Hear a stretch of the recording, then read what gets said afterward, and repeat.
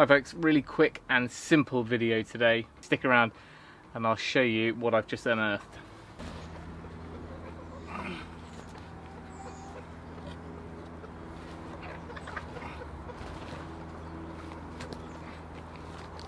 Everyone says in, every fencing video I've ever done, oh, wood, concrete, everything's going to rot, it will only last a couple of years. Wood will always rot, unless it's preserved in a museum. There's always going to be a decay of some form, it's going to deteriorate. It's just a natural product, but there's different ways you can kind of either avoid that or at least postpone it. If you're going to just put fence posts straight into concrete, which is exactly what this was, you can see this was just post mix.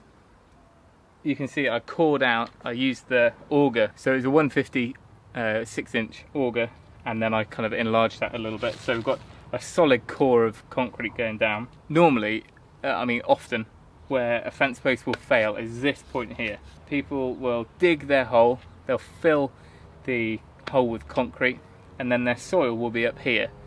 And the problem with that is your wet, moist soil is going to be sat on top of this concrete, it's not going to drain, and this sort of neck part of the post as it enters will rot. It doesn't necessarily rot down here. But when you get down to the bottom of the hole was probably about this deep. So this section here was full of gravel, just some clean gravel for drainage. And what that means is this base is never permanently in touch with the soil. Sure, stuff will wash in it eventually, but there's more chance of keeping moisture, the constant moisture, away from this.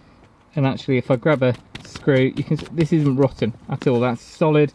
It's been 3-4 years now this has been in, and I'm pretty sure that that would go another 10 without any structural issues. Certainly down here, and even if this bottom bit rotted out a little bit, it's not going to affect the integrity of the post. So with that said, I'm never as worried about the bottom of the post as I am this section here. Now, if we look at the side profile, I guess, of this concrete, you can see it's got a bit of a camber, a bit of a slope to it, and it's haunched up to the wood. So what that means is when the rainwater comes down here, it's not going to get trapped in this point with wet clay against here and rot it out.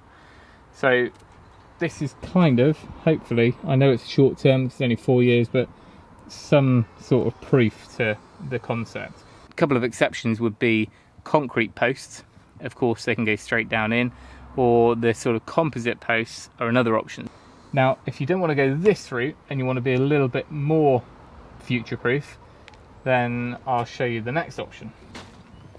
So with this shed build I'm doing, rather than just stick our corner posts down into the concrete, you can just now sit some concrete in posts, slide them in, or even some threaded bar, but you're going to have to know exactly where you want them. So what I'm doing is just doing it as this, as it is now, trowel it off, and I'll use some bolt down post supports there, or post bases. So that's another way of making sure that you've got zero chance of soil and post contact, because our wall will go down the outside of these blocks and there won't be an issue there. So with that in mind, I've done this route for the building, which I'm happy with, and then over here where I've moved the little fence for the chicken run across, so you can see I've just gone through, I've just had the mixer on, concrete mix there, and again haunched it up to here. So when we've got the chickens in here, the ground level really never comes up to here, and if it does, it's only wood chip.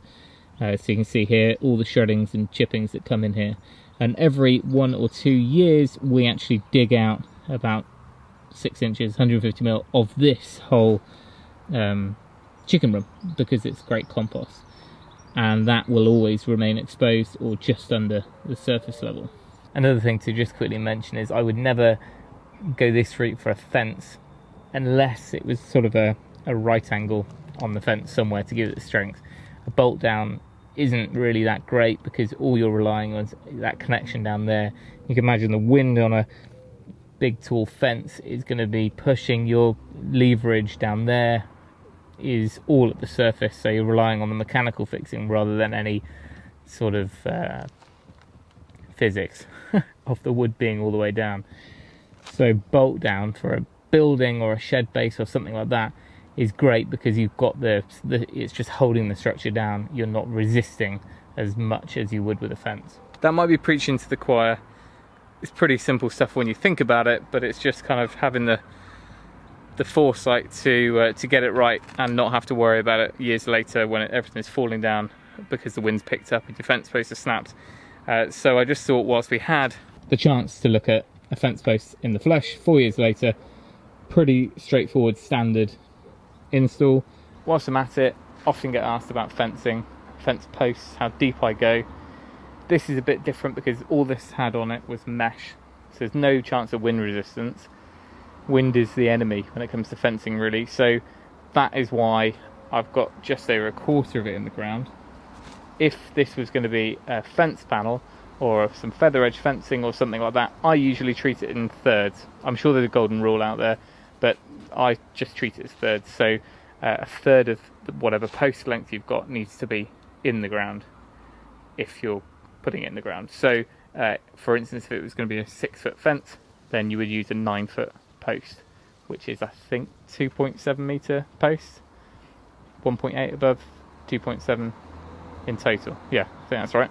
I think we can safely say we've exhausted the topic of fence posts for today. Short video, but just thought I'd get that out whilst it was here. But thank you for watching. Remember, if you can, do it yourself, and we'll see you next time.